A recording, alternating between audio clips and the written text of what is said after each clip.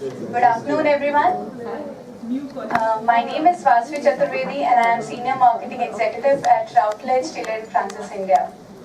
Ambassadors Rajiv Sikri, an independent strategic consultant, a distinguished fellow, and a member of Executive Council of Vivekananda International Foundation and former diplomat. Ambassador Vinod C. Khanna, Emeritus Fellow, Institute of Chinese Studies and former diplomat. Dr. T.G. Suresh, Associate Professor, Center for Political Studies, Jawaharlal Nehru University, New Delhi. Professor Debasish Chaudhuri, an independent researcher and adjunct fellow at Institute of Chinese Studies and author of Xinjiang and the Chinese State Violence in the Reform Era. Professor Siddiq Wahid and Professor Wariko have sent their regrets for not being able to attend the launch today. However, Professor Wariko has sent his comments, which will be read by Ambassador Sikri. Respected speakers and our distinguished guests. It gives me immense pleasure to extend all of you a very warm welcome on behalf of Tibet and India, Institute of Chinese Studies, India International Center for the book launch of Xinjiang and the Chinese State of Violence in the Reform Era by Professor Debasish Chaudhuri. Taylor and Francis is the world's largest social sciences publisher with books under the Routledge CRC, Psychology Press and Focal Press imprints. We publish more than 2,600 journals and over 7,000 new books each year, with a books backlist in excess of 1. Our 20-book series engage with issues relevant to the subcontinent in an unusual and interdisciplinary manner. Today marks the release of our latest title published by Routledge India Originals, Xinjiang and the Chinese State, Violence in the Reform Era, by Professor Debasish Chaudhuri, and we are very proud to celebrate this momentous occasion with our guests. This book focuses on the nature of ethno-national conflicts and impacts of ideological orientation of the Communist Party of China, CPC, towards the national question in the context of Han nationalism and political, economic and security policies towards Xinjiang. Violence in Xinjiang since the mid-1990s is projected as one of the major national security challenges for China, along with issues pertaining to Tibet and Taiwan. The author argues that the post-Mao reformist model may have been beneficial economic and political innovation, but failed in dealing with regional conflicts and unrests arising out of the demands for independence, freedom, greater autonomy, and assertion of democratic and civic rights. I would request Ambassador Sikri, our panelists, and Professor Debasish Chaudhuri to now launch the book.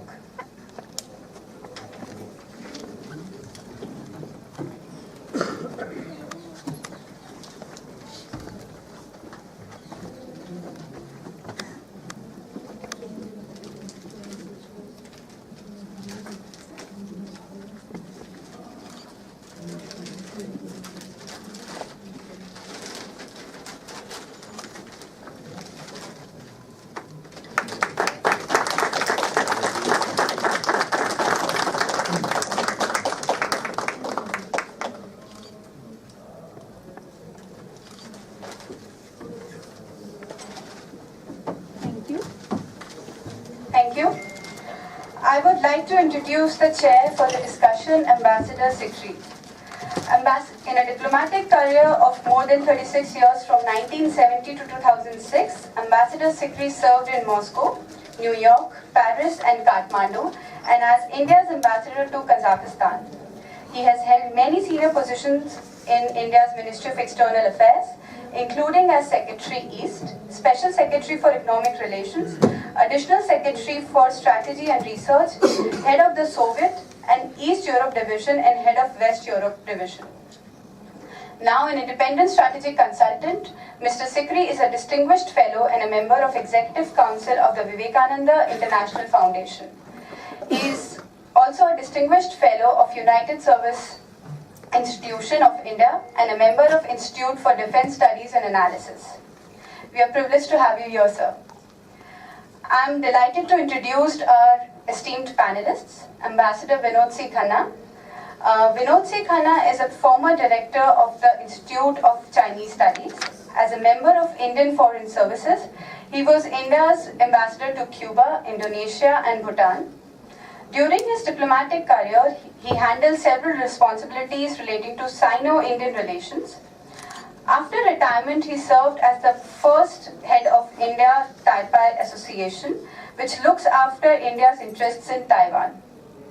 He was educated in Bombay and Oxford, and has been associated with Harvard University as a fellow and University of Delhi as visiting ambassador. Dr. T.G. Suresh. He is an associate professor in the Center for Political Studies, CPS, Jawaharlal Nehru University, New Delhi. He has earned his PhD in Chinese Studies from JNU and MA in Politics and International Relations from Mahatma Gandhi University, Kottayam, in Kerala. His research interests include comparative political economy of India and China. He is currently working on how labor informalities are organized and institutionally sustained in the construction sectors in Delhi and Shanghai. His publications include issues relating to construction labor in China, political economy of reforms in Sichuan province, labor in global production networks in India, and Chinese nationalism. Now, I would like to invite Professor Debasish Chaudhuri to give a presentation on his book.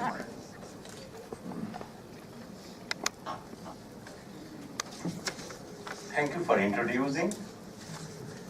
I'm delighted to see this August gathering and some of the old acquaintances and guide here present, and especially I'm delighted to see Ambassador Nabir here. And he was, when I was in China first time, he was ambassador there. That was 98, 2000. And it was a great pleasure for me. And in this occasion, first of all, I want to thank Institute of Chinese Studies, India International Center, and Routledge for co-sponsoring this event. And I especially thank Ambassador Kanta. He was very much interested since it first came out in international, as an international edition came out. That was last year, August. And but this book, major part of the book, when I was working with Institute of Chinese Studies, and here one of the discussants is present, Ambassador Khanna, with whom I wrote my first paper. So, and that time Suresh was also in the institute as a research associate. So, and today they are my discussant, and it is a great pleasure that Ambassador Sikri is here to chair the session. But this book in this form is possible because of Professor Patricia Overa and Professor Mohanty. They deserve that I should write a book like this. And Professor Mohanty introduced me with Dr. Sinha, publishing director of Routledge. I am grateful to these scholars.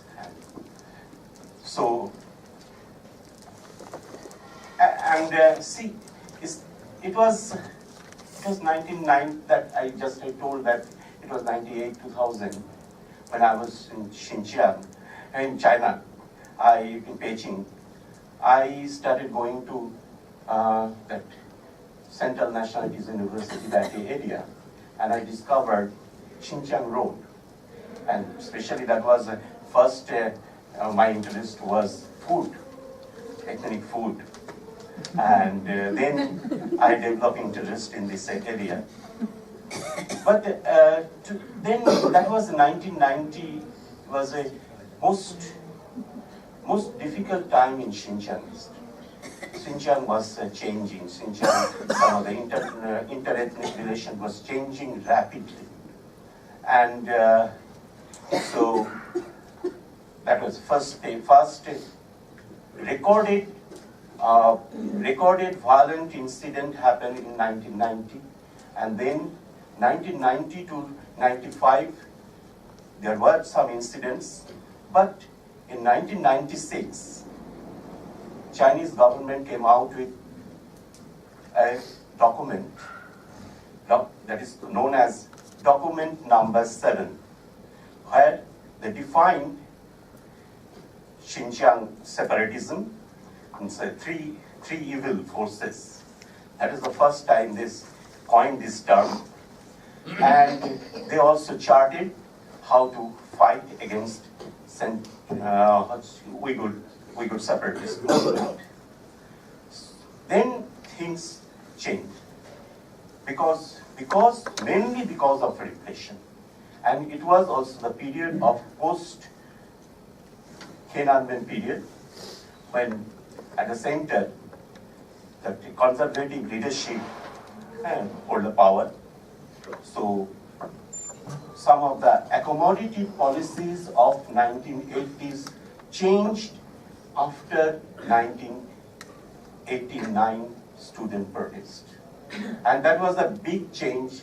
Many scholars earmark this as a watershed year. So then 2001, 9/11 incident, and things completely changed. But as far as international attention to this movement is concerned, it was after Urumqi riot in 2009. Only then Xinjiang problem became a common, start coming out in media quite often, even Indian media also. Now you can see the reporting on Xinjiang. Very, very often you can see reporting on Xinjiang. But this area was mostly away from international attention. So in my book, of course, I have discussed international factors behind this movement, but mainly I concentrated on domestic factors. And domestic factors means changes of internal politics, leadership's CPC's ideology, the ideological shift, and then along with that ideology-oriented ethnic policies, and then 1980s is usually, as far as Chinese nationalism is concerned, that is a period when there was a learning from West, that kind of spirit was there. But in 1990s, things started changing. Neoconservatism, neo-nationalism, all these things started coming out. So all these things, this has created some kind of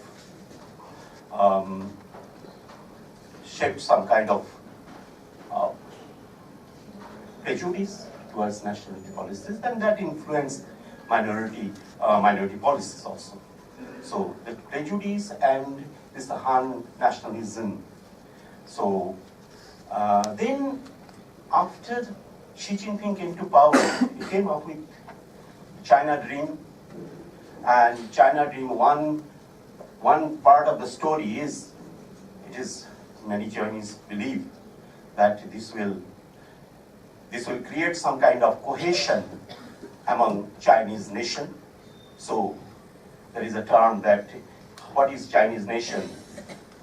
Xi Jinping came out with a novel idea that is the pomegranate, and the way the pomegranate seeds stay inside a propagandate. So nationalism is so tight. So, and before that, Fei Xiaotung also came up with some kind of idea. So one is Chinese. What is Chinese nation? Chinese nation is a ice ball rotating on loose ice. So what is happening? It is accumulating on the ice ball and ice balls. But this kind of this interesting kind of metaphor are used to describe Chinese nation. So, but what happened after Xi Jinping came to power? That was 2012, he came to power, and 2013, 14, 15. These are the years. Minority, this violence started increasing. So, with this, my main argument is, in 1990s, party states' accommodative capacity has continuously decreased. And that is accommodative policy, of course, as far as ideology is concerned, reform period, ideology did not have that kind of attraction anymore. So some other things, development related, that became, or making money, whatever, getting rich fast. All these things became very prominent discourse. And then,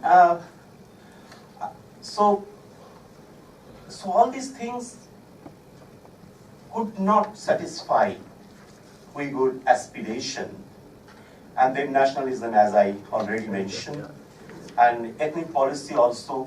There are autonomy, they call it Xinjiang autonomous region, but autonomy is really, really limited. It's a nominal autonomy, and within this autonomy, and especially when economic development started, especially after 1992,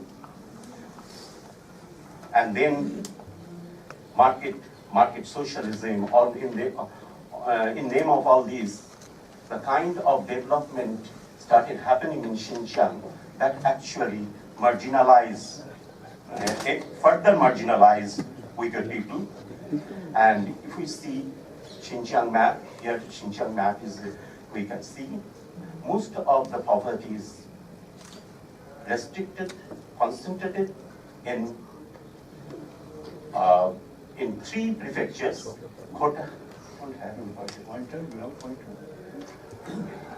So this is Khotan, 3 prefectures mainly, Khotan, Aksu, Kashgar. This is closer to west-south prefectures, and so this is this one. So these are the areas.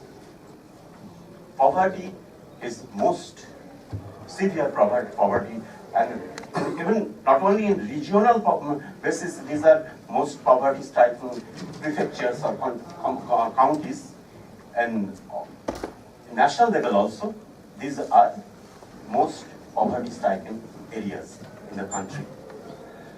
So then, what was from Chinese point of view, it was terrorism.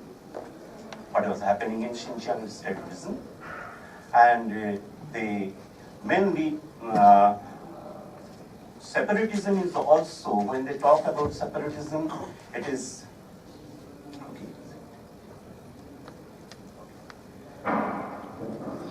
these are the areas. These are the areas, and most poverty-stricken areas. Okay, this is South Xinjiang, and Xinjiang is a big province. This is 1/6 of China. Then, so what is the remedy as far as Chinese party is concerned? They thought that they kept on unleashing strike-hard measures. Strike-hard measures is actually not limited in Xinjiang. It started first in 1983 across China, and then then 1996 another strike hard measures, and then 2009, and then later on 2012 another. So all these strike hard measures, and along with that some other anti-separatist, anti-terrorist measures kept on happening, and 2001 onward, of course, it became a part of international anti-terror work. And China claimed that they are one of the victims of international terrorism. So in this background, my analysis is, I discuss it from, there is two parallel stories I tried to unfold. One story is about Xinjiang, and another story is what is happening, some unrest, social movements, mass movements, right movements happening throughout China. So I tried to give some kind of comparative analysis of these movements, because all these things also started, sometimes they also took these incidents also in Han areas that also take violent kind of violence starts in these areas also. So first starts with some demand, and when the demands are not fulfilled, sometimes some kind of uprising also happened in Hunan and northeast China. So I try to brought out this, and all these things I have discussed within a theoretical framework on the basis of modernization in context of China, and then I very selectively, very tentatively, I took up some aspects of conflict theory, and that's how I formulated my theoretical part of the study. And one interesting aspect of Chinese penal system is that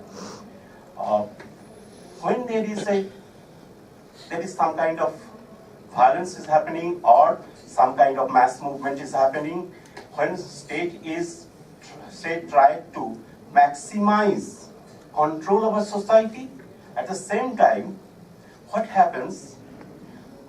Number of crimes increases. So one example I am giving, 1989 student movement, this Tiananmen student movement. After that, according to government report, official report, next year, the number of crimes increased by 1 million. And all these things, source is Chinese text. So, I could not refer to the actual statistics, the yearbooks of criminal law or all these things. That also, but I had to verify with those yearbooks. So anyway, this is what was happening, and then Jasmine Revolution and Arab Spring, that change for another shift took place, and Hu Jintao came out with a novel idea, that is social management. So social management, of course, social control, but this control is actually from it appears that there is a thinking of management, how to manage society, because the main threat is not these violences. Main threat possibly, state is extremely paranoid that they feel that the regime might be threatened, because that is the Arab Spring, and then and little bit of some kind of just being revolution took place inside China, very limited incidents, or even before something happened, police came and arrested these people. So social management became the main agenda, and on the basis of that, immediately they came up with social management, social stability centers across the country, and Xinjiang, of course. But the agenda in Xinjiang was anti-terrorism. That is the main focus. And after that, present time, of course, I did not cover that. After last year, 2016, actually, a new governor came, and last governor in Xinjiang, party boss. And party boss was changed because possibly there is a rumor that nobody was happy the way he was handling Xinjiang. So another person is appointed. He proved his skill in Tibet, and then he's shifted to Xinjiang. So after that, even now getting passports are confiscated, movement outside is restricted, and throughout urban areas and even rural areas, there are stability control, police convenience center. This is basically how to control the society. That police activities are there, but along with that, they keep other facilities. And so this is how things are developing in Xinjiang. So with this, I want to end my talk.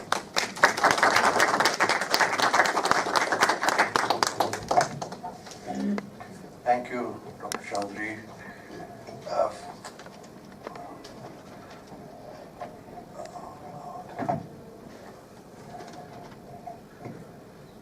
Firstly, I want to thank the Director, Ambassador Ashokant, and the ICS for inviting me to chair this session.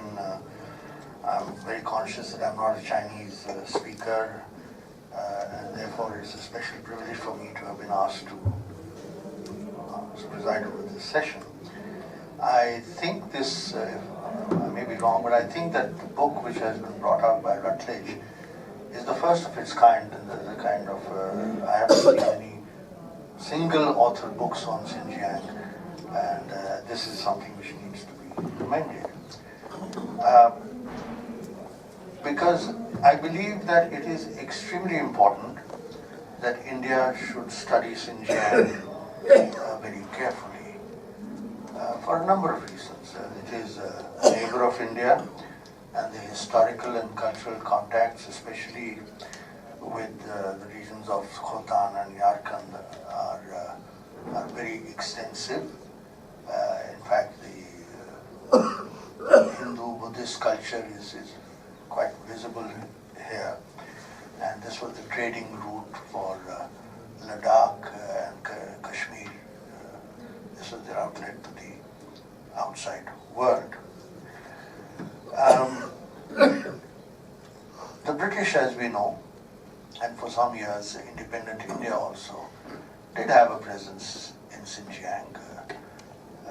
We had a mission in Kashgar, and if I'm not mistaken, Yarkand also. But these were closed down in the early 50s, and our window to what is actually happening there and why this region is important, I think has receded both in official and public memory over the decades. The Xinjiang, as this map clearly brings out, is the link between China and Pakistan through this. So without Xinjiang under Chinese control, the China-Pakistan axis would have been much weaker, and certainly the China-Pakistan economic corridor, which is now causing us much worry, would not have even come into existence. I think the CPEC and this China-Pakistan connection is also given the route for China to extend its influence into Afghanistan, to Central Asia, of course, but to Afghanistan, and this is the Wakhan corridor. And now there is talk of China setting up some kind of a base in Afghanistan. The second point I want to make is that India should certainly view China primarily as a Central Asian power. Because while the rise of China as a global phenomenon, as a global power, is something that concerns and worries a lot of countries, even its rise as an East Asian power certainly worries the ASEAN and as well as Japan and some other countries there in the United States. But it is China as a Central Asian power that really poses security threats for us. And I think that it would be useful to recall the lessons, the geopolitical lessons of Mackinder 100 years ago. We talked about the heartland and the rimland, and how anyone controlling the heartland would exercise dominance. This thinking also found reflection in Brzezinski's The Grand Chessboard, where he says that it's not in the United States' interest to have a single power control the Eurasian peninsula, Eurasian continent, landmass. But this is what is happening today, that China has effectively got full control over the Eurasian landmass. Russia has been relegated, at least for the present, to a junior partner. And as we are seeing in the Chinese activity in the Indian Ocean, they are trying to control the rimland also. So this has huge implications for the geopolitical stability and certainly adversely affects India. Therefore, for us to closely study what is happening in Xinjiang is of vital importance. Not to forget that the Chinese still do not recognize Jammu and Kashmir as an integral part of India. They have the stapled visas policy, and they keep talking from time to time about there being only a 2,000-kilometer boundary with India. To which, of course, my response would be that, say, well, actually the Chinese are right. Our boundaries are really with Xinjiang, so I suppose the Chinese are right. I know that, and I'm not being facetious here. I think that we need to up the psychological game with the Chinese also. Xinjiang studies, I also believe, should be certainly as a part of Chinese studies, but perhaps more so as a part of Central Asian studies. And this is where I feel we are somewhat lacking in focus in India, because Xinjiang is what was known as East Turkestan. Its borders with the former Soviet republics, the Central Asian republics, are very porous. These are the borders which were settled only in 1996, and that was part of the Shanghai Cooperation Organization. As you can see, this is Tajikistan, this is Kyrgyzstan, and this is the Kazakhstan border. So the so-called Sino-Soviet border, the Sino-Soviet dispute, other than what happened, what is there in the Far East, the Amur River and so forth, it was centered around this. And the Chinese claimed territories up to Lake Balkhash, which they say was part of China. All nonsense, of course, but I think when you lived in Central Asia, you realize how much the Chinese factor dominates their thinking. The Russians, of course, were only present in the Central Asian consciousness since the second half of the 19th century. But it is China which has been the looming presence, even though the effective Chinese control was not very strong, and but all the depredations came from there. Now, in Kazakhstan, for example, there is this great fear of the Dzungar invasion, the Dzungar gates, the Dzungarskие Varota, which so this is through where all the invasions into Kazakhstan came. The other thing which, and that is why I requested for this map, is that this border, it does not follow any physical features. The rivers, and principally there are two rivers, the Irtish, I can't read, it's too fast. This is somewhere here, this is the Irtish. The Irtish flows from northern Xinjiang into Kazakhstan, then on into Siberia and Russia. And the Ili, which flows here, this is the Ili, which flows into Lake Balkhash, just north of Almaty. It also rises there. So these are the flowing in an east-west direction. The passes are are east-west, but this border is a north-south, which means that it's a very unnatural and an artificial border. And that is why there is no surprise that there are common ethnicities in the Central Asian republics and Xinjiang, principally the Kazakhs who are there, the Kyrgyz, and of course there are the Uyghurs who are there in southeastern Kazakhstan and are quite influential and prosperous businessmen. Now, it has been mentioned that the Chinese consider Xinjiang as a core issue along with Taiwan and Tibet.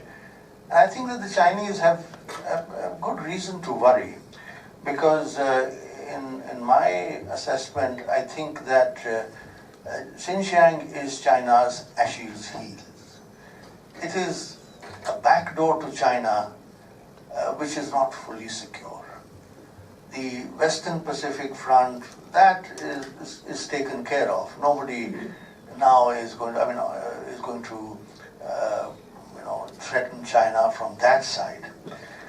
But historically, China's experience has not been reassuring. After all, they built the Great Wall to protect themselves from the invasions coming from Mongolia and this part.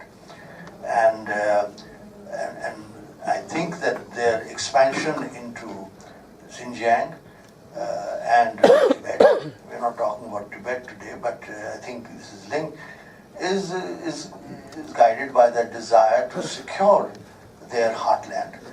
And then now, as they have acquired these two large territories, Tibet and Xinjiang are probably more than half of China, or thereabouts. They are now stretching their footprint into Central Asia, which they have brought into their economic control. There is Pakistan, there is Afghanistan, which they're going into Iran, and of course you have this One Belt, One Road, which seeks to integrate the whole of the Central Asian space, apart from the others, into the Chinese sphere of influence. So what is happening in Xinjiang and what will happen in Xinjiang is of vital importance, of great long-term and immediate importance to India. And I therefore welcome this opportunity to reflect over this using this book launch as a pen. With these words, I'd like to invite our first panelist, Ambassador Vinod Khanna, to give us his comments. Thank you, Mr. Chairman, dear author, ladies and gentlemen. More than 15 years ago, I ran into a young, quiet, unassuming scholar. When he told me that his area of research was Xinjiang, I was delighted.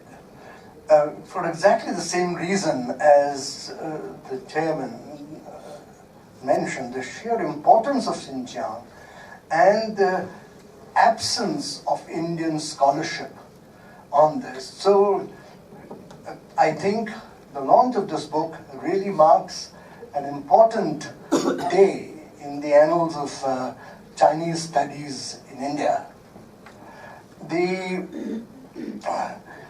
In this book, there's so much one can say about it, but I'm going to run rapidly through it. The point is that, over all these years of research, Debasish has accumulated so much valuable knowledge that this work is a very valuable reference work, quite apart from really a very detailed analysis of what is indicated in the title of the book. He begins the book with a very useful historical background. He also gives us in a chapter theoretical aspects, and he goes rapidly over great thinkers like Hannah Arendt, Herbert Spencer, Malinowski, Talcott Parsons, Samuel Durkheim, naturally Marx and Karl Weber, and then right down to Dahrendorf and to modern conflict theory. And this gives obviously a certain theoretical ballast to his analysis, and I'm sure this chapter would be of great interest to students of political science and sociology, though a layman will occasionally get lost in the scholarship there. The students of 20th century political history are more familiar with the contents of the next chapter, which deals with the national question and nationality work. This chapter has to read along with the one on state ethnic policies, which traces the trajectory of the Chinese Communist Party's views on the nationality question from Marx and finally down to Mao. But given the sheer size and strategic location of Xinjiang and of course Tibet, much of this really is to be read in not mere ideological terms, but really in terms of the strategic issues involved, which have been outlined very well by our chair today. A personal aside, during the Cultural Revolution, when I was serving in China, the special characteristics of nationalities and the few policies favoring them were attacked as counter-revolutionary. And the Red Guards went on a rampage both in Xinjiang and Tibet. Though after the Cultural Revolution, this was dismissed as erroneous understanding of ideology, but still somewhere along the line there remains this, shall we say, something deeply embedded in Han psyche, which makes it difficult, as it were, to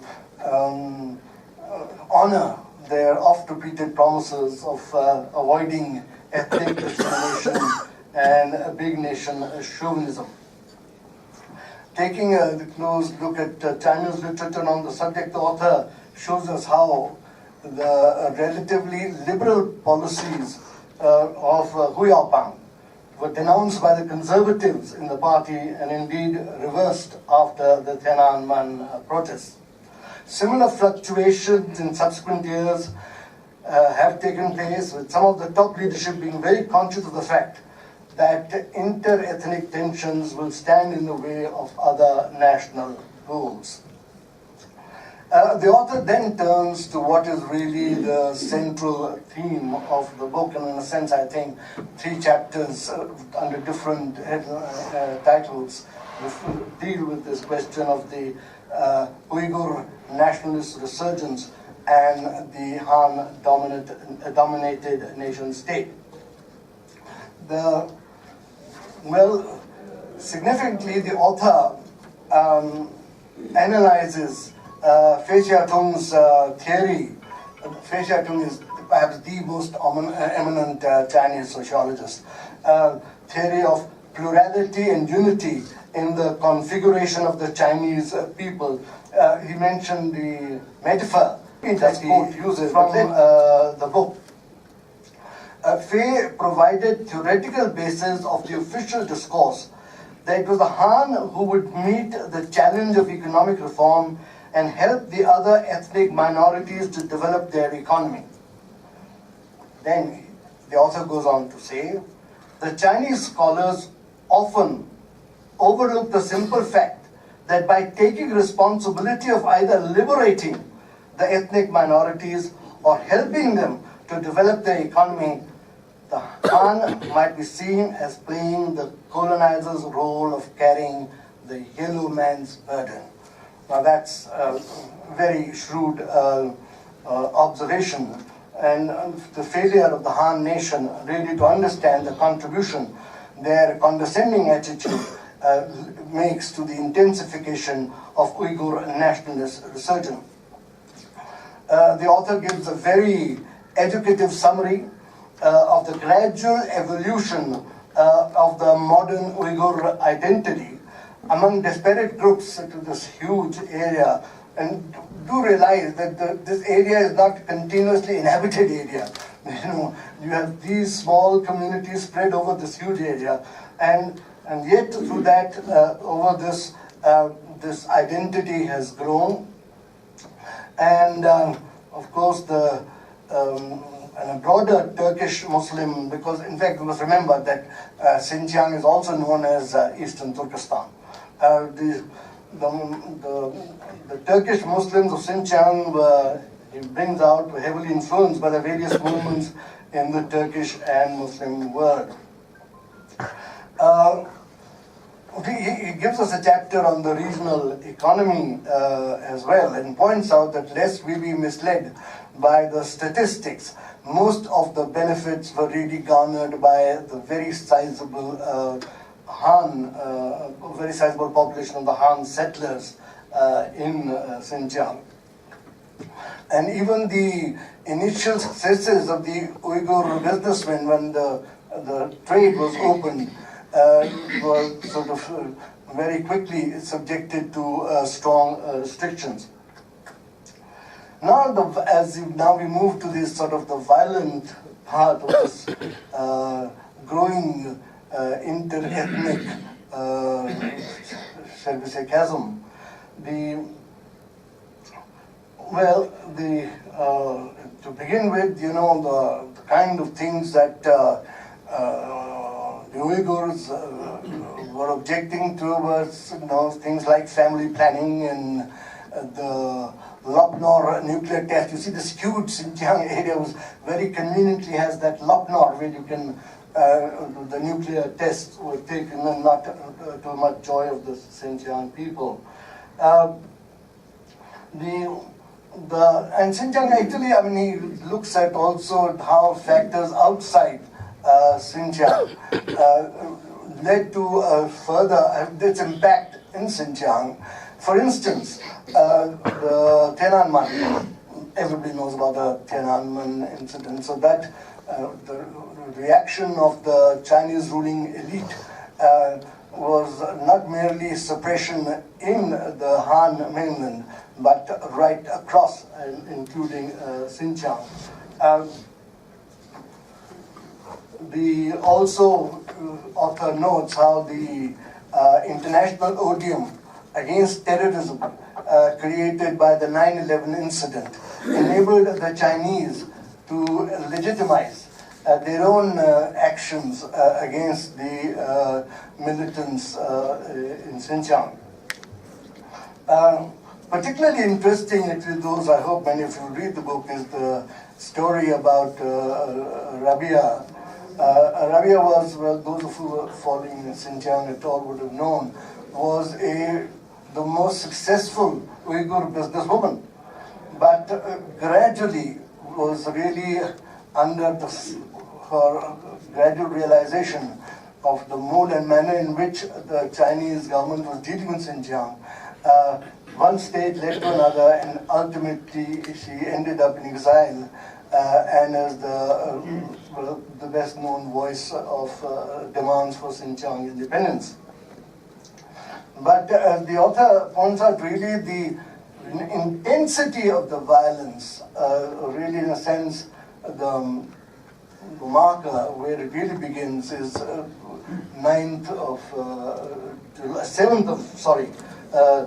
5th July 2009, when the casualties were more than all the total in the previous decade. And thereafter, there really has been a whole series of violent incidents, though often really carried out by a set of people wielding knives.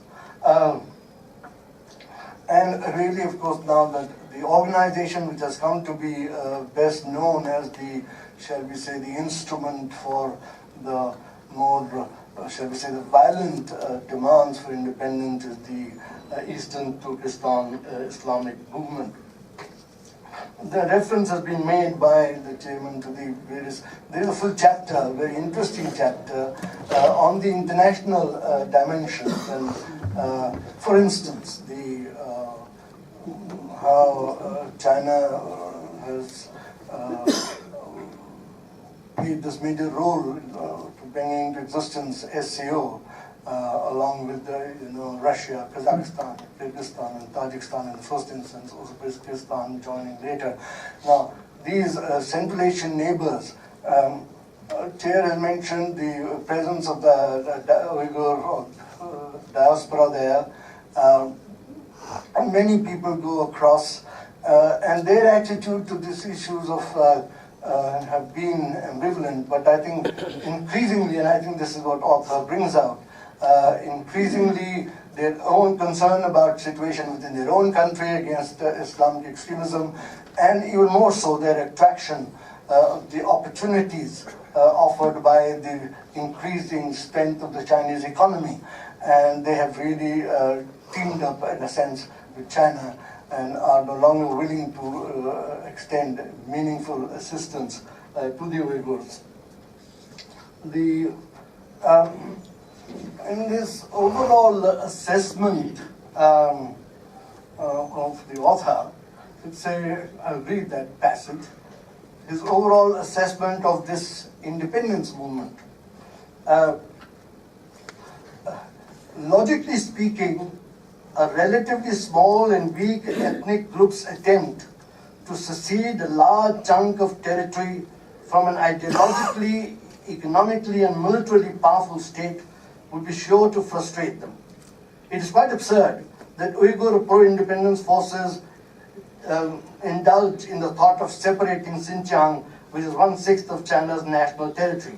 It is even more ridiculous, to give you the other side, that China is working hard to make the international community believe that its territorial sovereignty is threatened by the forces for independent Eastern Turkestan. He might, in this context, will recall what he says in the introduction, that population of Xinjiang is not exclusively Uyghurs, the Kazakhs and the others who have not been particularly as keen on Xinjiang independence as them. In fact, in his introduction, it goes to the extent of questioning the legitimacy, uses a sentence, of the attempts to gain independence. It is authors, and he has mentioned this in his presentation this morning, it is authors' firm conviction that the problem has deep local roots and that the ongoing ongoing societal conflict, both in minority areas as well as Han areas, are basically internal problems and need to be addressed internally. Now, to some extent this is true, but I would argue that the author's own analysis elsewhere suggests that the ethnic dimension makes the problem which the Chinese state faces in Xinjiang, as in Tibet, qualitatively different from the problem they face of dissent in the Han majority areas. Of course, there are obviously similarities arising from the nature of the authoritarian state, the lack of avenues for legitimate protest. And then, of course, the same kind of omnipresent surveillance system enhanced by modern technology is there everywhere. And in the meantime, as Chair pointed out, we have now Xi Jinping's favorite dream, the BRI, the Belt and Road Initiative, which will enhance the importance of Xinjiang to China.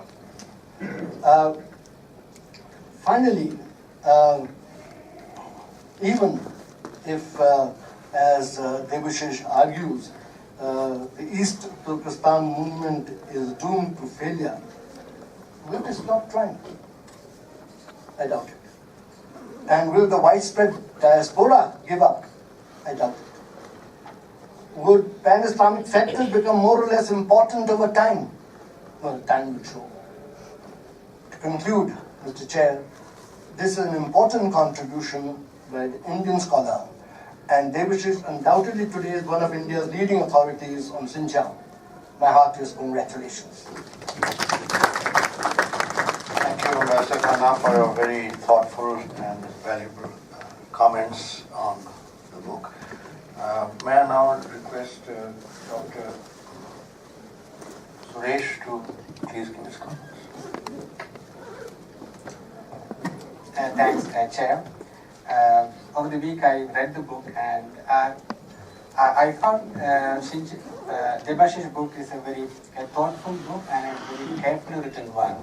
The reason why I say is that, firstly, much of the mainstream accounts that we have about Xinjiang poses as this question basically as a conjunction between the nationhood claims of, say, Uyghur militants and the Chinese state.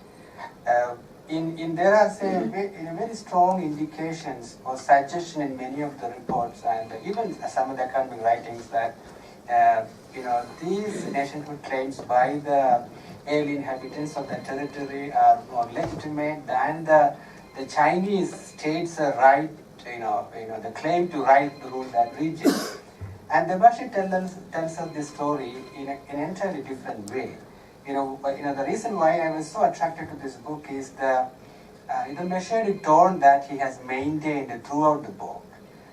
He takes us to, above all, this book is going to be very useful, extremely valuable for not only the Xinjiang experts and Chinese studies, students of China studies and anybody who generally interested in contemporary affairs, is that he takes us to the origins of the problem and how did the Xinjiang question develop from the Qing era to the Republican times, in the post-revolutionary period, and the long Mao era, and then the economic reform period, and how it became more complicated. In all this account, he writes this analysis without revealing to us where exactly his sympathies lies, and that I found is a very remarkable achievement for an author, because given the contentious nature of this question and extremely sometimes distorting, sometimes misleading, and there's lots of advocacy literature available.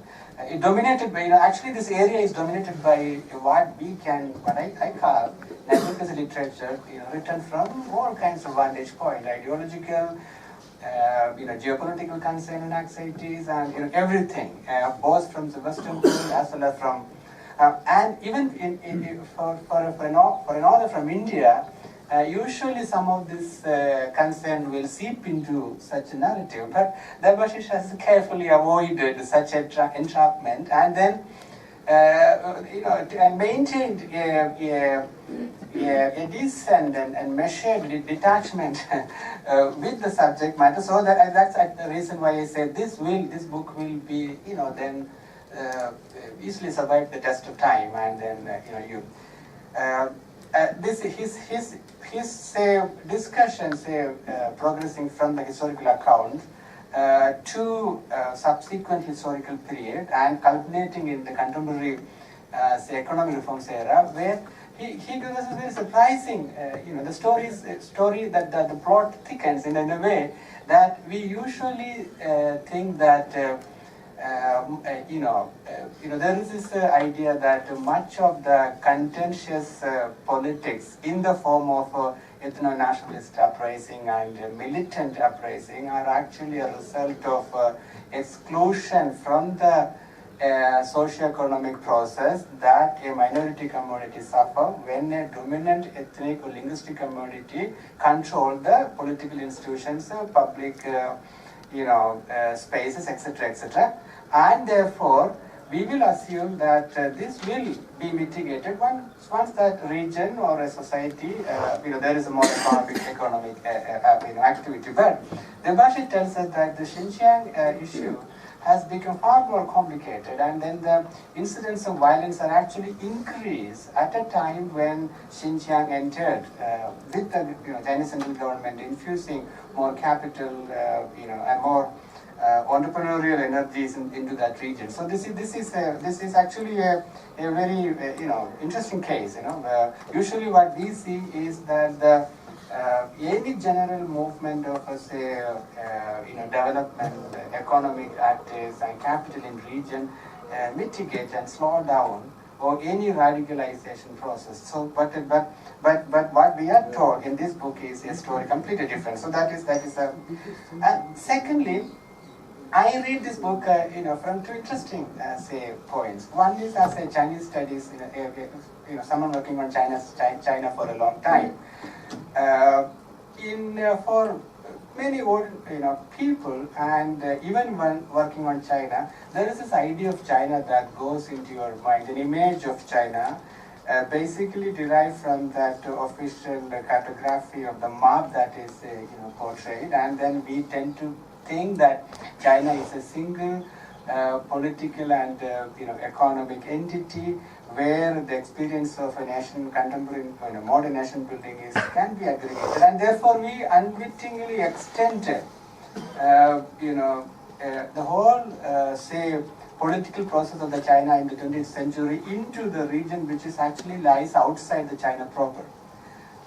In Debasish's account, where he has alerted us to understand China and contemporary Xinjiang by elaborating the kind of ideas and process and actors went into that, what he, he passingly mentioned the regional politics, and I mean that is a key, because before reading this book, even I had not much of a better idea about how social actors in that region responded to or developed certain kinds of economic and political inclination under what context, because of that, a general China narrative will miss much of this point. So in that sense, as already mentioned, this book going to be a significant contribution in the field of understanding China in its micro universes. China lives in those provinces. When I started studying China, I had this idea that China is a very singular nation state, had its own distinctive formation. Therefore, Chinese experience can be extended from, say, Hainan from the south to Heilongjiang in the north to Xinjiang and even Qinghai. We had initially years we did not suspect there can be different kinds of problem, but Debasish let us know there are very specific, very distinctive, kind of things. And secondly, then how do we then say what kind of lenses that he had used to say, elaborate.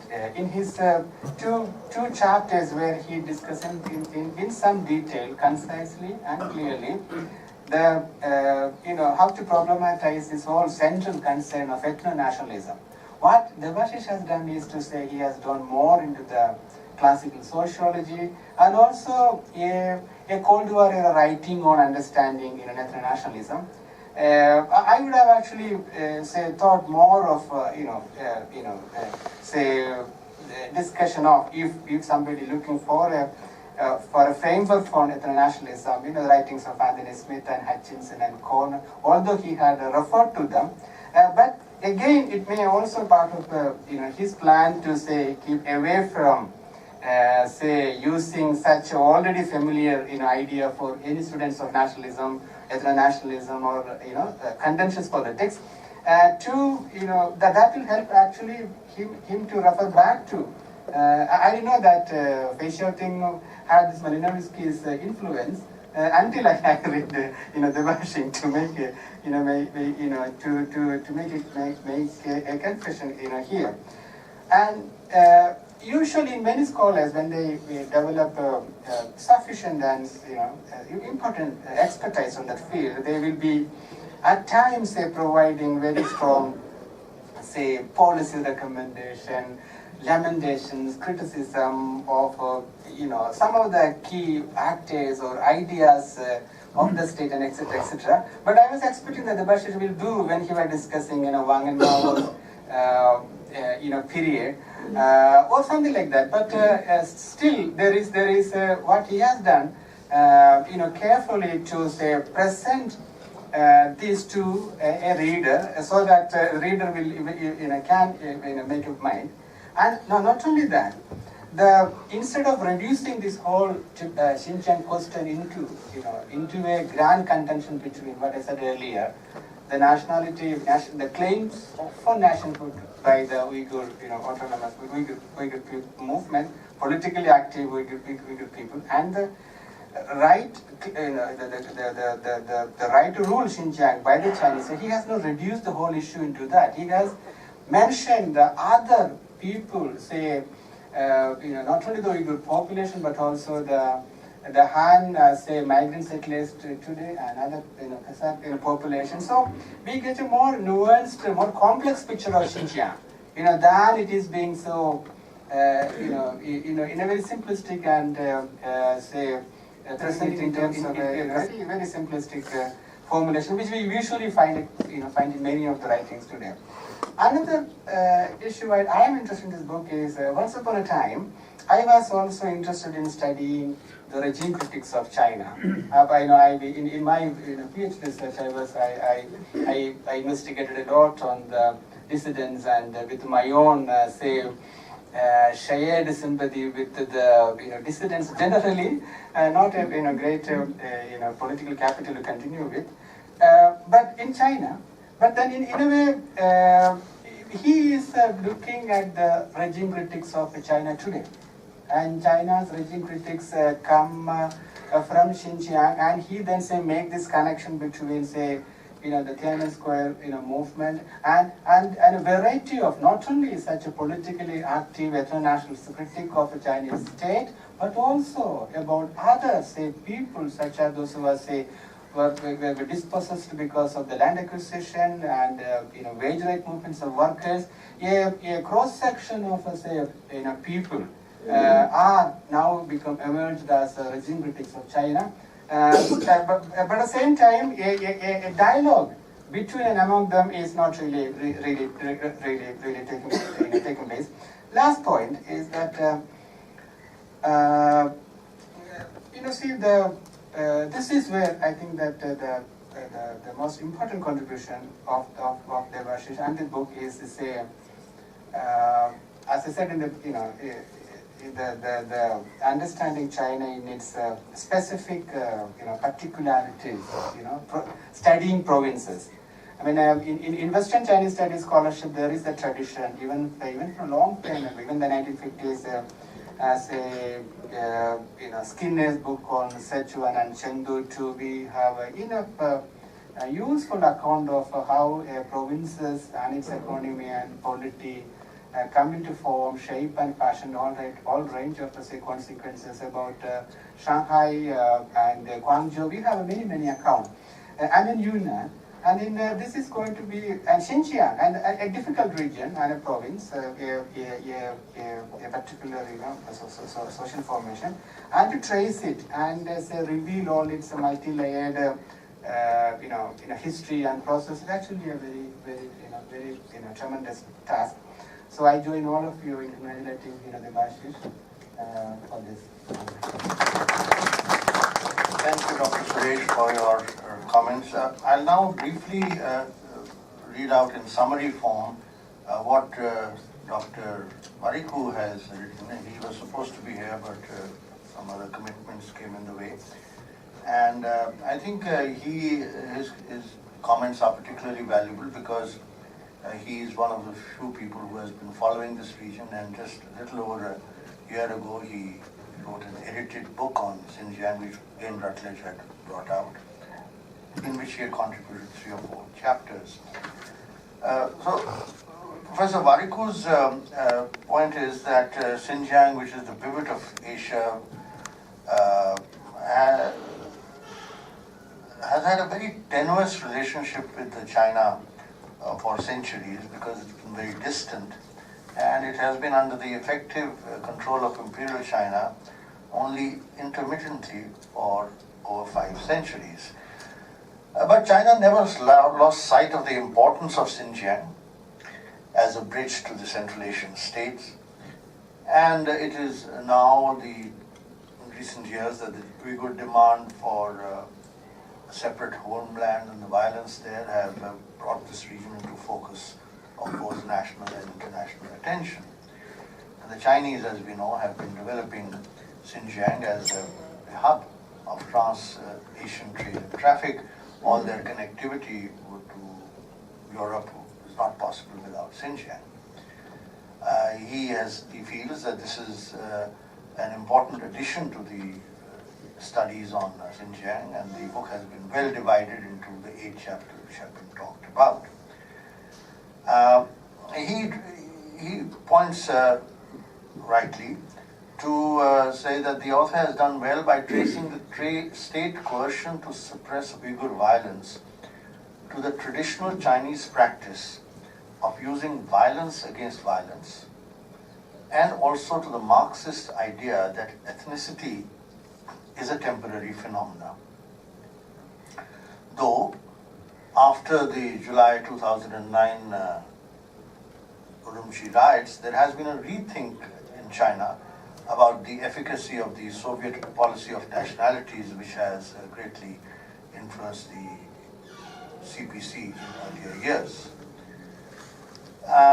Then he says that about the changing nature of the Chinese state, pattern of behavior of Chinese society, and state policies, which are covered in the 2nd chapter, and how that Debasish has divided Chinese rule into 4 phases: the pre-reform period, 49 to 76, the period of reform and economic transformation, 78 to 89, the period of the Tiananmen Square riots in protests, and then of course the period after 1992, which has been marked by rapid economic development and conservatism.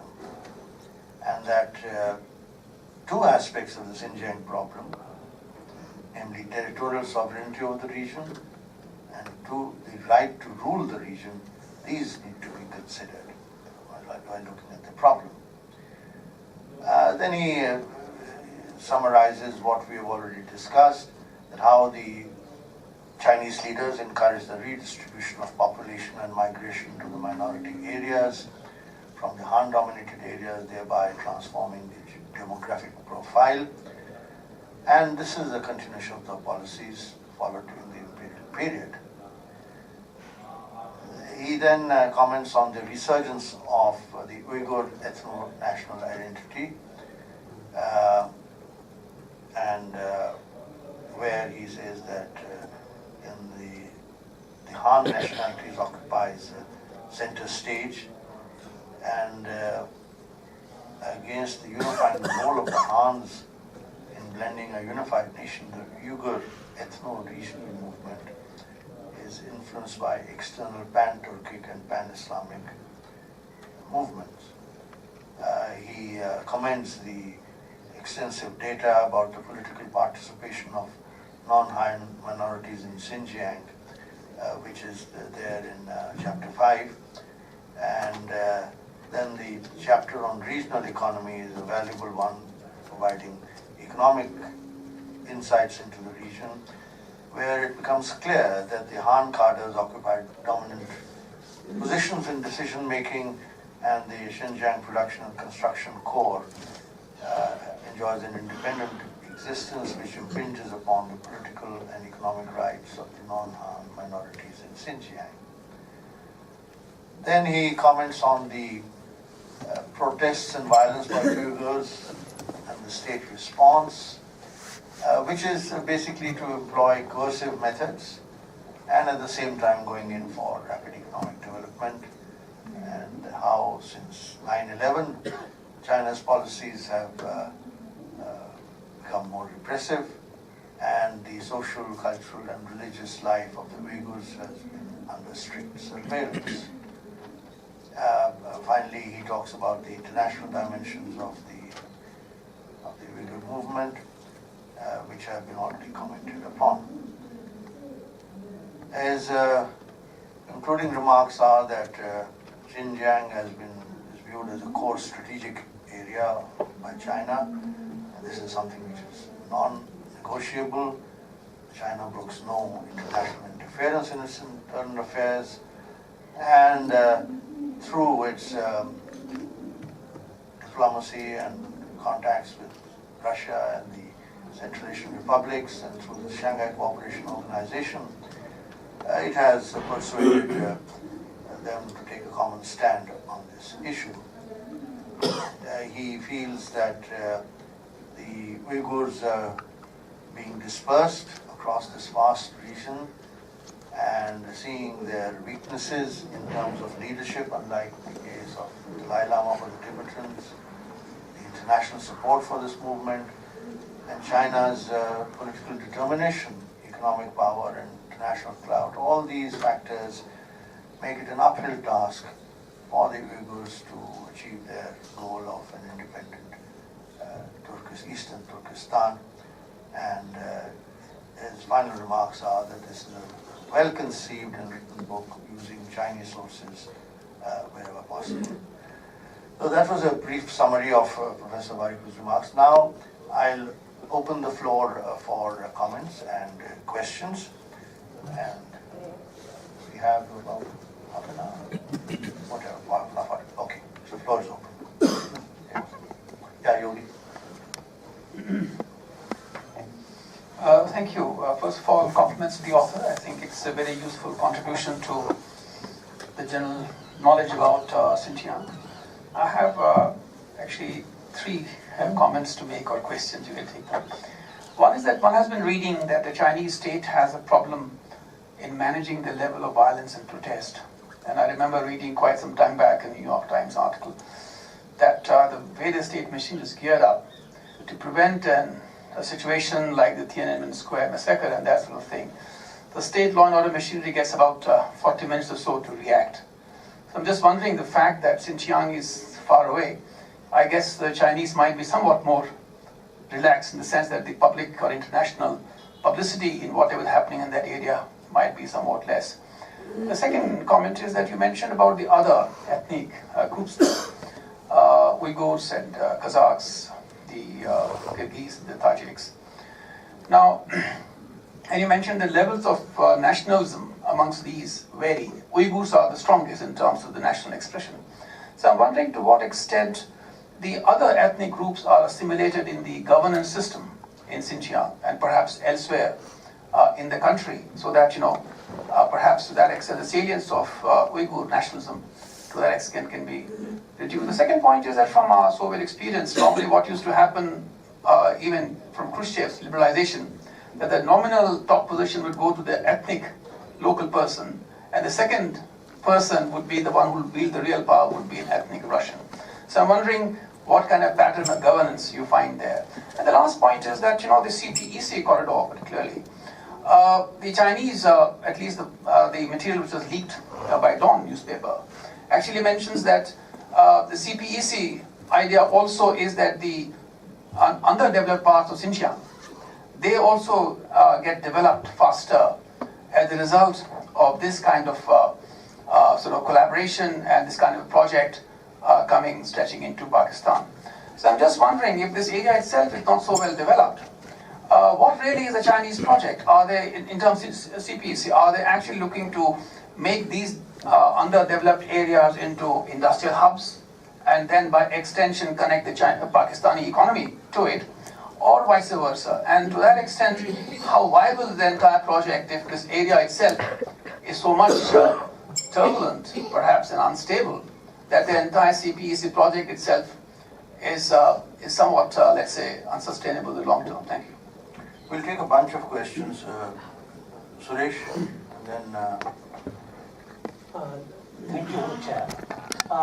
Very briefly, I wonder that given the way the Hans are changing the demography and taking over basically controlling Xinjiang, I was wondering what the future of ETIM would be really, considering that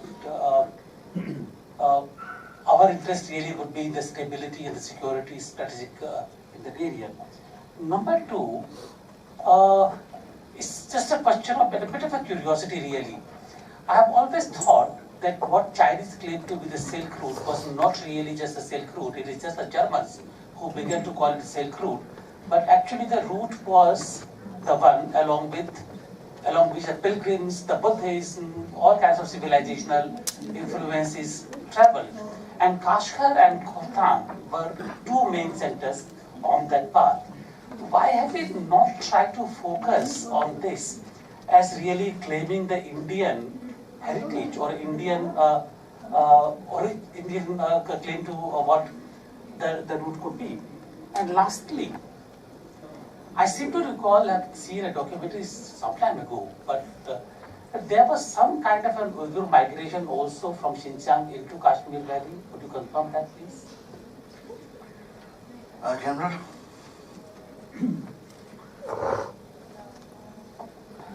The question takes off from the book and the comments, and it's for the chairperson, and maybe, if you like, Ambassador Ashok Sajala comes into it. We talk of OPR, BRI, whatever you want to call it. When the SCO was formed, it was the Russian, the Chinese who started it. And if you go through the years, the only sole beneficiaries have been the Chinese, and mostly at the cost of the Russians. At some stage, should American pressure on Russia cease, do you think that Russians will try to push back? Simple question. Okay, we have three questions, and okay, I'll take one more. Thank you, Chair. To the speaker, author, would you agree or disagree with me saying that Xinjiang and the Chinese state, so also Northeast and the Indian state? That's my humble question. Secondly, Sir Chairman, would you mind to reread Wariko's statement by someone else, if not by me? Thank you. I think the ICS will circulate that perhaps. There's no time for me to read it out. I did a summary because we are short of time. The essential points are there, but I'm sure that the ICS will be happy to circulate it.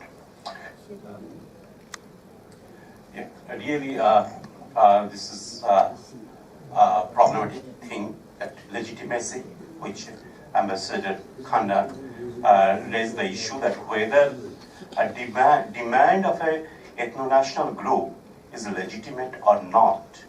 I gave lots of thought when I was writing, using this word, and then I wrote it. So anybody can question, and I myself is questioning this use of this term. About the Ambassador Yogi's comments is managing violence. Yeah, they are managing economy nicely, but as far as managing economy, managing violence, they are possibly not so efficient, and at the same time, they are exaggerating the situation so much that they are losing what they should do. Instead of looking into stability management, means social management, they should concentrate on conflict management. And that then possibly state can understand. First of all, Chinese state have to understand and recognize that there are conflicts. Conflicts, that term, when in second chapter when I discuss all these things, conflict, and they hardly use conflict in academic discussion. They mainly talk about contradiction, and then they bring all, then they use all Marxist and Maoist, Mao's understanding about conflict, antagonistic conflict, and contradiction between people and enemy. All these things are there. So, as far as managing violence is concerned, I doubt they are managing it very well. And other ethnic groups, yes, there are other ethnic groups. Kazakh are there, but Kazakh and Hui. These are the two ethnic groups which is most important as far as they have some say, as far as they have some say in regional politics. But and in fact, especially this after Soviet disintegration, when Kazakhstan was established, what happened? There was some kind of pan-Turkey kind of ideology became very popular in Kazakhstan, and then Turkey also joined. There is a pan-Turkey kind of some kind of solidarity, and then after 1996, Chinese state started.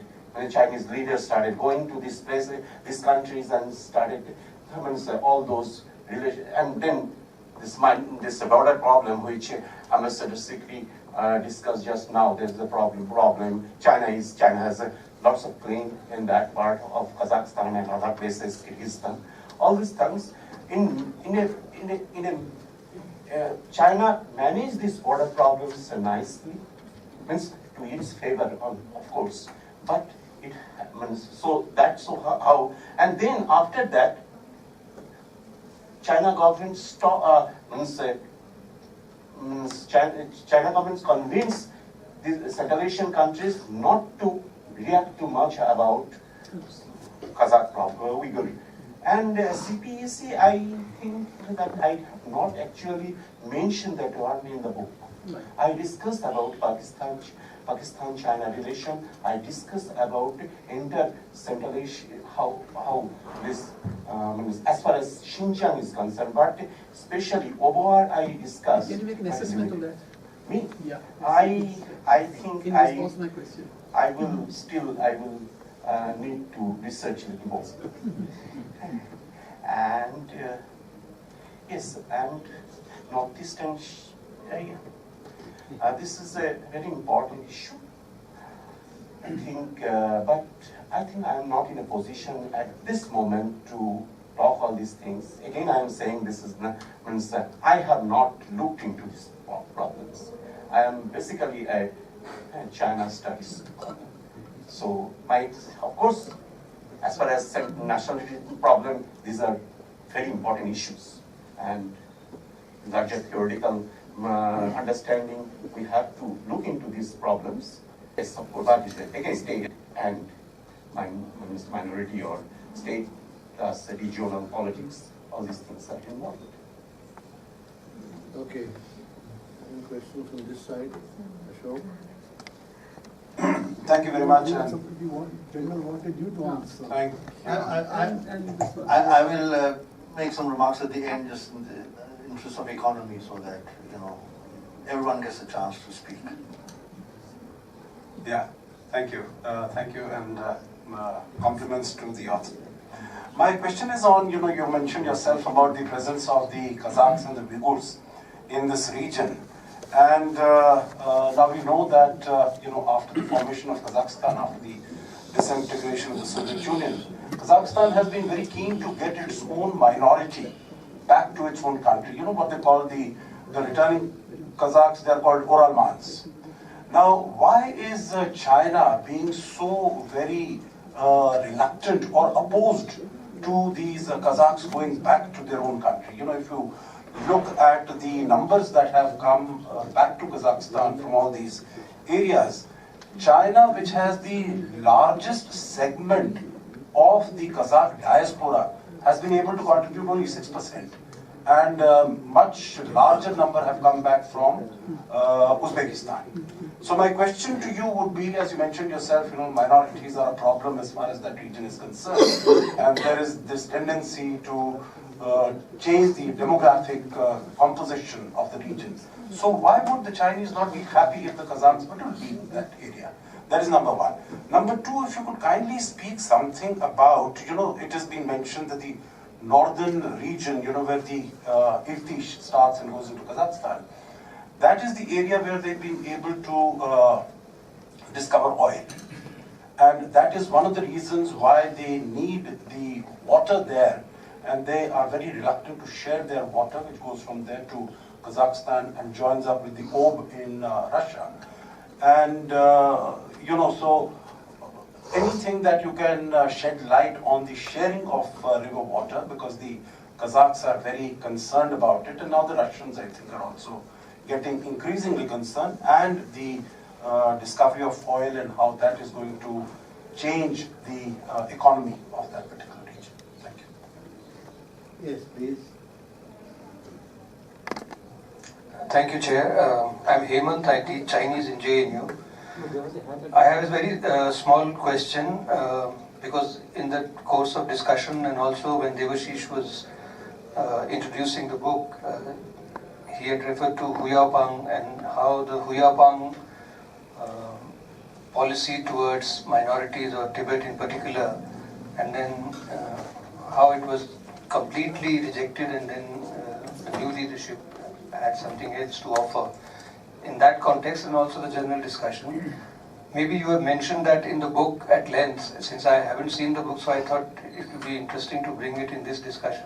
My question is basically, what exactly is the state policy in China on the demographic composition of minorities vis-a-vis Hans, etc.? Because recently also I came across, very quickly, briefly going back to Huyaopang and why the later leadership was horrified of Huyaopang's initiative. Because Huyaopang, when he was given the charge of Tibet, and he went to Tibet for the first time in 1980, May, if I am correct, he was actually shocked to see the plight of people living there and backwardness, etc. So he had made a speech there in which he had said that perhaps the best way for Chinese party to deal with this problem is that in all the minorities, provinces and areas, at least the number of, the distribution of cadre, of the state cadre in minorities areas, especially Tibet and also Xinjiang, should be 2/3 of the cadre, whether it is educational institutions or any other state institutions or agencies. 2/3 of the administrative cadre should be from the local areas and local minorities population, not the Hans. So Hans should be taken out. Hans settlers should be taken out. That was broadly the gist of what Huyaopang had said. So later on, of course, it was changed, and now also some people comment in the Chinese discourse that had Huyaopang had its way, then perhaps there would have been complete disaster when it comes to managing this thing. But anyway, keeping that aside, what I'm saying is that the existing democratic understanding of composition, as mentioned in the Chinese discourse, is that when it is Hans versus minority, especially Uyghurs in Xinjiang, it is 1:1 ratio. And when it is between the minorities, not between Hans and minorities, but among the minorities, it is 1:1. That kind of understanding or formula it has. I'm pointing out this because I think Chinese establishment, whether you call it state or party, is still not very clear. What should be their approach to deal with this problem? And that is why perhaps some of these things are continuing unresolved. Thank you.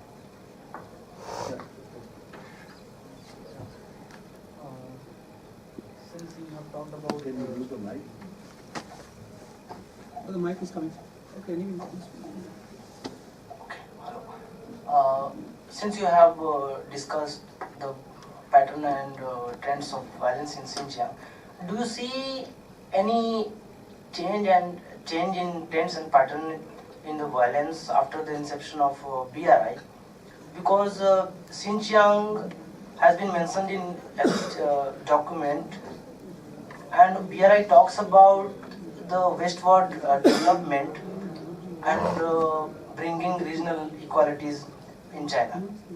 And my second question is for Mr. Khanna sir, that how will you assess the potential of economic integration through BRI in bringing political decentralization in that region, in disturbed region?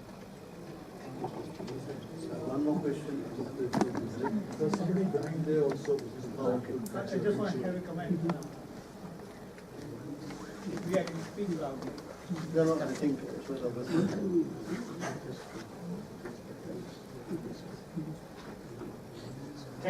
Thank you. My name is Sandeep, and luckily I was in here and I heard this. There's the session going on. Congratulations on writing the book. I haven't read it yet, but so I wanted to hear the excerpt of the book. I've been in China for last 14 years, and I wanted to give you a snapshot quickly. What's there? If you go to Xinjiang, some of the beautiful places in the world. The Kanas, which is on the very top, and the bottom where Kashgar is, and these borders you're talking about, they're very porous borders, and they're very stable now. Since 2009, they're very stable. One of the things that we notice is the economic belt that everyone is talking about. It's really happening. Some of the highways there are the world-class highways. I haven't seen any of those highways in anywhere which is lacking, like east of China, west of China has been integrated. So the question about what I've wanted to raise is, what Chinese have realized since 1949, to build the country into one, they will have changes. And how they can adapt those changes quickly so that this unrest and everything will go away. 2009, during that time, Mr. Hu Jintao, he mentioned a harmonious society with the scientific approach. 2012, when Xi Jinping took over, he said, China's dream. In the Chinese dream, Uyghurs was also part of it. It wasn't a separate thing. The question was I asked a lot of my friends, why Han are there? What they told me is very simple. Hans are there because they know how to build. Once they've built it, and they're ready to train the other people, it's just like me. If I can train somebody, train the trainer, and I move out. But a lot of hands are already moving out of there because now they are going into Kazakhstan, they are entering into Pakistan, because that's where they keep on progressing themselves. Whereas we are still thinking about, oh no, there's unrest. Of course there's unrest. But the unrest is between very limited people. When you go there and travel extensively, you will find Uyghurs are not allowed to leave country, right? Everybody says that. One of the reasons Jungnan High people told me is that if we know they're troublemaker, we don't want this trouble to leave China. We want to first control their trouble there, and then we'll say, okay, now you are ready to travel outside the world. They don't want it to be an ISI that continues to spread around, and then Chinese can't control it. Thank you. So, thank you. Dilip. Just a brief question, Chair. How do the Chinese, what is their assessment of the cause of discontent in Uyghur? Do they look at it as an ethnic issue, a developmental issue, or do they think it's a foreign hand that is promoting it? Okay, we have, how many more can we take? I don't know. Okay, I'll take two more and then I'll close it. One here and one, the lady there. Yeah. This is S.S. Bhakri. Well, a dissecting analysis has been made vis-a-vis Xinjiang, you call it with any other name. I would like to know the fate and future of this province of China in the ultimate analysis, as also the possibility of any other eruption like Tiananmen Square as regards, the future and fate of communism in China. Just by the way, in '69 I happened to mention the demise of communism by late 20s. In one of my books, it was captioned ISSs, and the lines are enshrined in the essay on the rape of Czechoslovakia and after, because it was invaded by the Soviet Union in 1968. So it was a hard topic. So from the point of view of examination, it was included, and the prediction did happen correct in '89, 20 years later. So we would like to know about the future of these two things, the future of ultimate Xinjiang province, and also the draconian ideology which prevails and pervades in the mainland China. Thank you. This is a very different perspective from the one immediately preceding that. Lady there, you want it. Last question. Sir, I'd just like to know so far what has been the response from Xinjiang regarding the BRI project. Okay. Few minutes and then I give the floor to the other panelists. Should they wish to say something? Ambassador Ashok, that is actually Ambassador Sikri is a better position to answer this questions. Yeah, and then Dr. Adlika's question is Hu Yaobang. As far as Tibet is concerned, Hu Yaobang is a very strong position as one said about evacuation of Han settlers and cadres from Tibet. But in case of Xinjiang, he took a different position. Possibly he was thinking, but not only he, so this thought was there in China for a long time. Sun Yat-sen also had a thought that he also used to think that that area can be developed fully and Han can go there and settle. So these things are there. Possibly Hu Yaobang also that kind of thinking. But why they are there, Han are there, they are possibly constructing. And when the construction will be over, whether they will leave or not, I'm not sure. But what is happening, Xinjiang Production and Construction Corps, yes, it is a very important militia production organization. And they are there, what they are doing politically, they are infringing on Uyghur autonomy and they are infringing on national economic autonomy of minorities. So this is possibly what will happen because of their presence. And core of Uyghur issue as China, what China thinks. Yes, this is of course foreign hand. I don't know, foreign hand, then Rebia Khadid's hand, right? And Rebia Khadid is sitting. And so when he left, especially 2009, when the riot took place in China, government came out with criticism about this lady. But I don't know this. That's why in my book I stress that this domestic factors should be addressed fully and with a more objective kind of perspective. Other thing is BRI, yes, fate and future, I can't say. But about the region, about the people, yeah, if they fully accept what China wants, but we are not sure actually what China wants, because there is a Sinicization index. As far as Sinicization index, Uyghur at the lowest bottom, and then Tibet. Tibet means Tibet 10, Uyghur 6. And we also not as Sinicized as they think they should be. So Sinicization, when Sinicization will conflict, then possibly they will be happy people with Chinese dream. But as far as dream is concerned, sometimes I want to share one thinking with you. In the case of American dream, Martin Luther King Jr. came out with his speech that I have a dream. And then Malcolm X discarded him thoroughly and said, I don't see any dream, I have nightmare, American nightmare. I think in case of China, not only in the dream page, there will be minorities.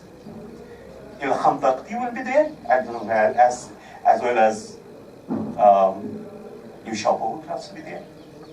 So that's this much I can say for the future.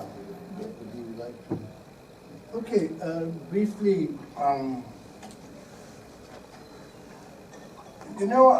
the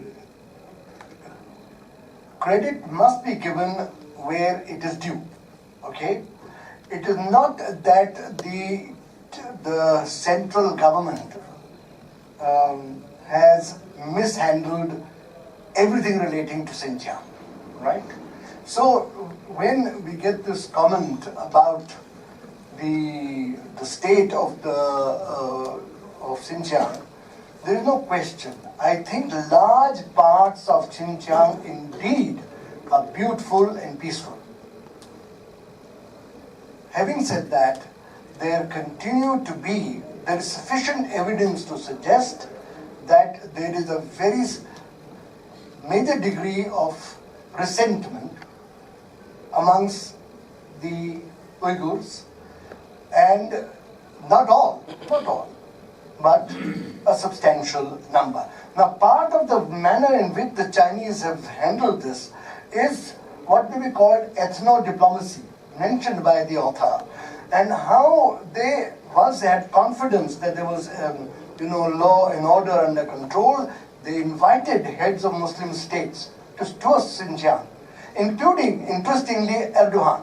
Erdogan had earlier denounced the suppression of the riots in Urumqi as a kind of genocide. But then he comes to 5 years later or 4 years later to China, invited by the Chinese, taken to, and he's impressed. And he says, no more support to these people.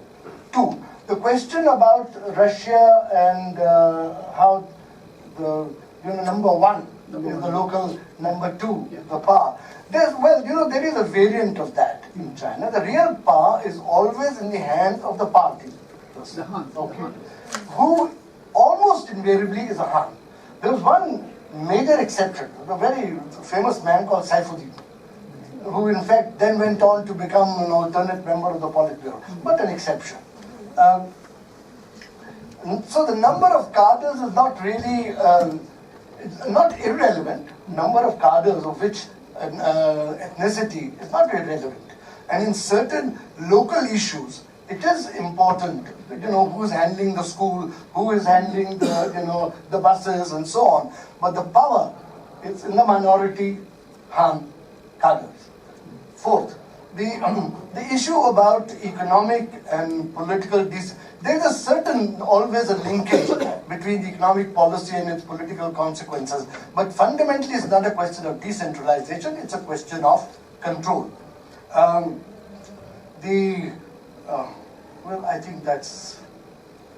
Thank you. Dr. Suresh, would you like one? I think one of the big takeaway from the Debasish book is the argument that he's making that China's,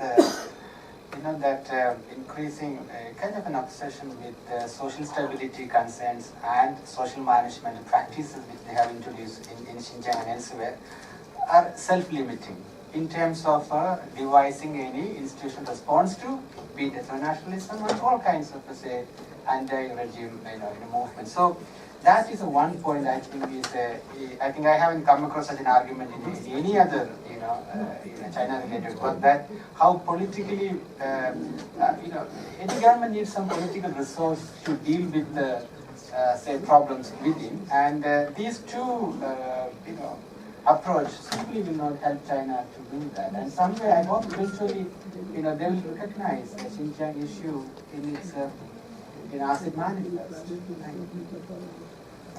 Well, thank you everyone for participating in this very interesting afternoon discussion on Xinjiang,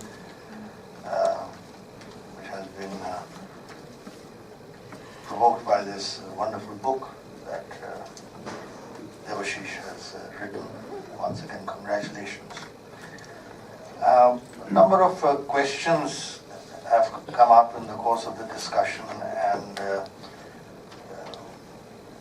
were raised from the floor, and I thought I might also add a few words of what I think is likely to happen.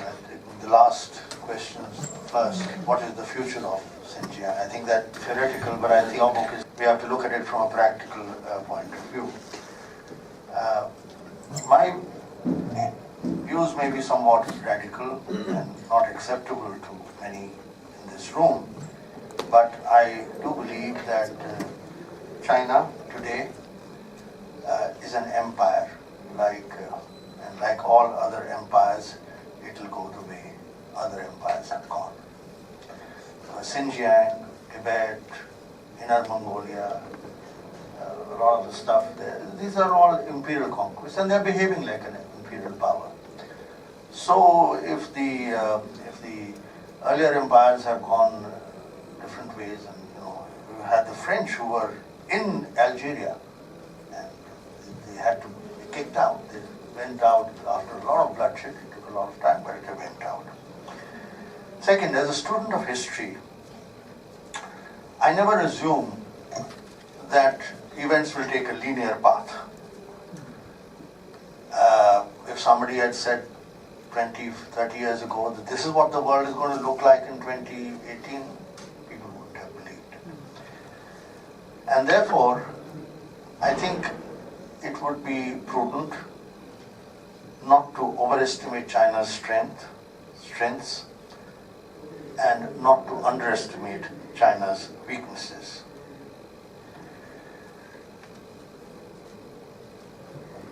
"20 years ago, I visited Xinjiang when I was in Kazakhstan. And the feedback I got from my friends there who were involved with movements in Xinjiang was that China is in firm control, but the Uyghurs are equally unreconciled to Chinese rule. I think that position probably hasn't changed in the last 20 years.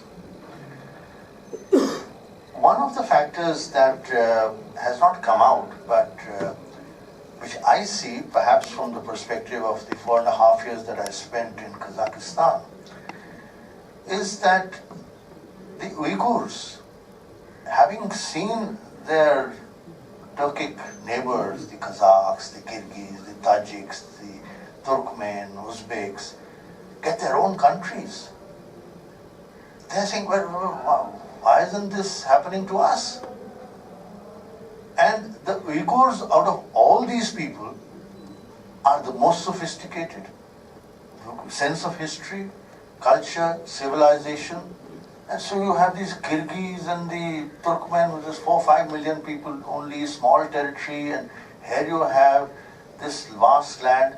So I think in the mind there is something there that desire. Maybe if the Soviet Union hadn't broken up, these things wouldn't have happened. But now that you have independent countries, I think the sense of desire for independence is definitely there.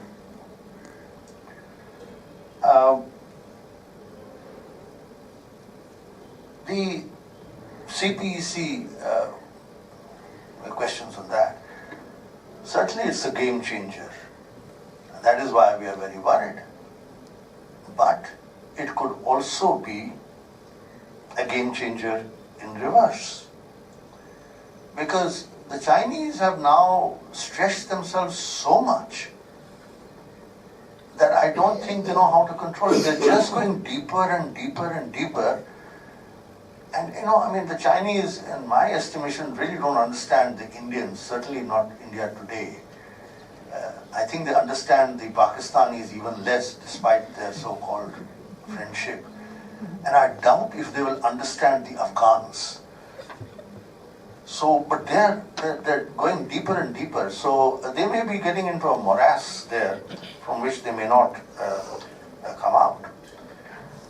Because the future of Afghanistan and Pakistan is somewhat uncertain. I don't know what direction they will take. But most important, what is the future of the Central Asian republics with which they share this huge border that is an unnatural border? Now, it is 25, 26 years since these countries became independent, but they are still not stable. The political institutions are not stable. And were there to be any disorder or further disintegration or chaos there, it will inevitably spread to Xinjiang. And that is what is worrying the Chinese, because they know they cannot control it, and that's why they want to control the Central Asian republics and Afghanistan and Pakistan and so forth, and POK and etc. This is also the domestic elements of the Xinjiang crisis. I think we have to see whether the Chinese economic model is sustainable in the long term. Is the nature of the Chinese state a sustainable one? And I think Debasish has actually put his finger in it, where he says in his introduction that the fundamental argument in the book is that the nature of the modern Chinese state and broader political dynamics in state-society relations are responsible for the rise of separatist violence in Xinjiang, as well as social movements and social unrest in other parts of China. And he also says the Chinese traditional practice, this is which Professor Varick was also highlighted, traditional practice of using violence to curb violence and rapid economic development as a panacea, these dual strategies have failed to improve interethnic relations and curb violence. So he has traced how the situation has drifted towards violence, and how the conflict situation has sharpened, especially since 2013. And I think he brings out very importantly that the fundamental difference between Uyghur movements and other ethno-national conflicts in the contemporary world is the sheer size of Xinjiang. So, what will happen in China, I don't know. But the mass movements, the mass incidents are increasing in number, even by official figures. And many knowledgeable Chinese scholars have mentioned to me, I don't know, there are more specialists here, that the real problem is if these isolated incidents which are taking place can somehow coalesce into a mass nationwide movement, which is why control of the internet and other ways, and so afraid of the Falun Gong, and the Dalai Lama is seen as a wolf in monk's clothing or whatever, because these are movements and people which have the capacity to unite a large number of people. Can they maintain it? Is the political structure sustainable? I don't know.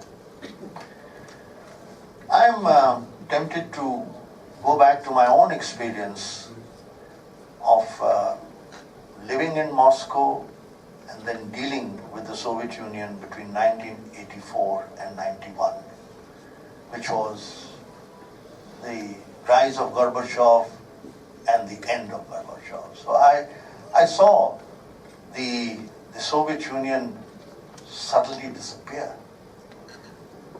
In 84, 85, nobody would have thought that. And I remember writing an assessment in 1990, end of 1990, when Shevardnadze resigned, where I said that the future of the Soviet Union is unpredictable. You should have seen the disbelief with which this comment was greeted in officialdom, and yet a year later, the Soviet Union had collapsed. So these things have a dynamic of their own.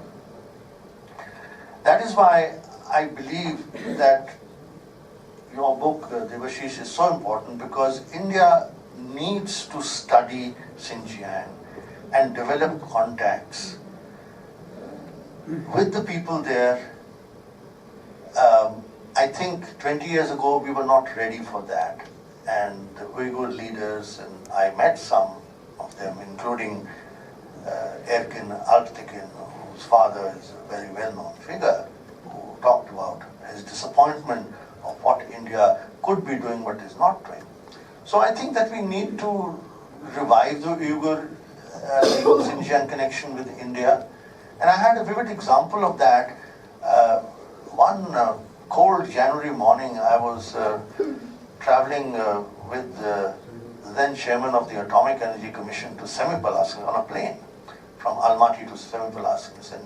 And since we were discussing confidential matters, we were speaking in Hindi. So suddenly this chap sitting in front of us, in the seat ahead of us, turned around and says, "Namaste, kya haal hai aapke?" We almost dropped dead. So who was this? Actually started chatting. And he said, "Oh, I escaped from Xinjiang to Kazakhstan, and then came to Ladakh and Kashmir," the point which was being made by somebody, and then spent 2 years in Nagpur, where obviously he honed his Hindi, and then he is now in Turkey and doing business. So there is a lot of connections that we have. We must, I think, try and do it. We must see how we can develop the contacts with the Uyghur friends outside India, because we must prepare for different scenarios.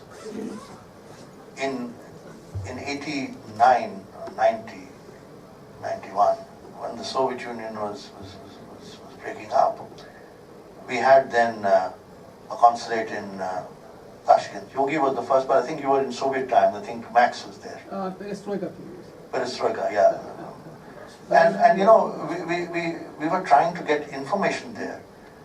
But the then ambassador felt that this was not needed. So I'm just mentioning all this to say that we don't know how things will develop, but it is extremely important that we prepare ourselves for different scenarios. Certainly, I believe that we should be seeing where India's interests lie and work purposefully in that direction. And I think it is quite clear that it is not in India's interest to have China in control of the heartland as well as the rimland. Somebody asked a question about Russia. The Russians, in the long run, will clash with the Chinese in Central Asia. I do not see the Russians, giving up Central Asia. In 1991, they had abandoned the Central Asian republics. republics, and it is the Central Asian republics who are pleading with Russia, please do not abandon us. And these 5 republics were the last to declare independence. But subsequently they realized that their security depends on it. I don't think they've forgotten those lessons, so that is there. One final word. I do wish that the ICS would have a special program on Uyghur and Central Asian studies as a core area of study. You know, Tibet is studied in India, probably because there's a diaspora, there's the Dalai Lama, the greater profile.